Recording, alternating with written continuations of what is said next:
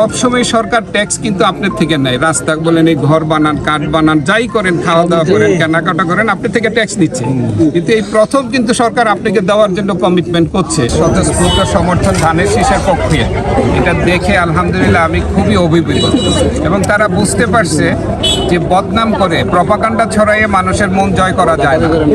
যারা বদনাম করছে তারা কিন্তু এখন আস্তে আস্তে সরে যাচ্ছে, কারণ ভালো ব্যবহার, ভালো আচরণ, ভালো প্রোগ্রাম দিয়েই আপনি মানুষের মন জয় করতে পারবেন। এখনকার এই যে রাজনীতি, এই রাজনীতিতে একটা জিনিস দেখবেন, আমরা ধর্মের কথা বলি কিন্তু আপনাকে গালি দেই, আমরা ধর্মের কথা বলি, আপনার বিরুদ্ধে নানা প্রপাগান্ডা ছড়াই। কিন্তু বিএনপি এবার ধৈর্য সহকারে এই প্রপাগান্ডা এবং যে আপনার বিরুদ্ধে যে গালাগালি, এইগুলির উত্তর কিন্তু নীরবতার সাথে দিচ্ছে।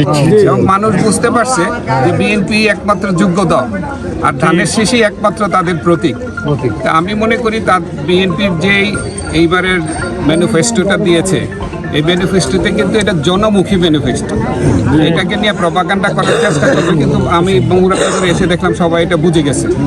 কারণ সাধারণ মানুষের জন্য বাংলাদেশের 53 বছর বয়সে এই ধরনের ম্যানিফেস্টো ছিল যে কোনো রাজনৈতিক দল দেয় নাই। একজন মহিলা ঘরে বসে ফ্যামিলি কার্ড নিয়ে মাসে 2500 টাকা পাবে, এইভাবে পর্যায়ক্রমে এটা 4 কোটিতে যাবে।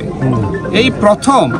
সবসময় সরকার ট্যাক্স কিন্তু আপনার থেকে নেয়। রাস্তা বলেন, এই ঘর বানান, কাঠ বানান, যাই করেন, খাওয়া দাওয়া করেন, কেনাকাটা করেন, আপনার থেকে ট্যাক্স নিচ্ছে। কিন্তু এই প্রথম কিন্তু সরকার আপনাকে দেওয়ার জন্য কমিটমেন্ট করছে। কালার এক্সপার্ট এবং মাইল্ড অন হ্যান্ডস টেকনোলজি সমৃদ্ধ অরিক্স অ্যাডভান্স ডিটারজেন্ট পাউডার, আপনার লন্ড্রি এক্সপার্ট। যদি বিএনপি ইনশাআল্লাহ তাআলা ক্ষমতায় যেতে পারে এবং কৃষক, শ্রমিক যারা আছে জেলে, সবার জন্য কিন্তু ওখানে একটা কিছু আছে, অ্যাটলিস্ট সরাসরি একটা কিছু পেতে যাচ্ছে একজন ব্যক্তি, একজন নাগরিক।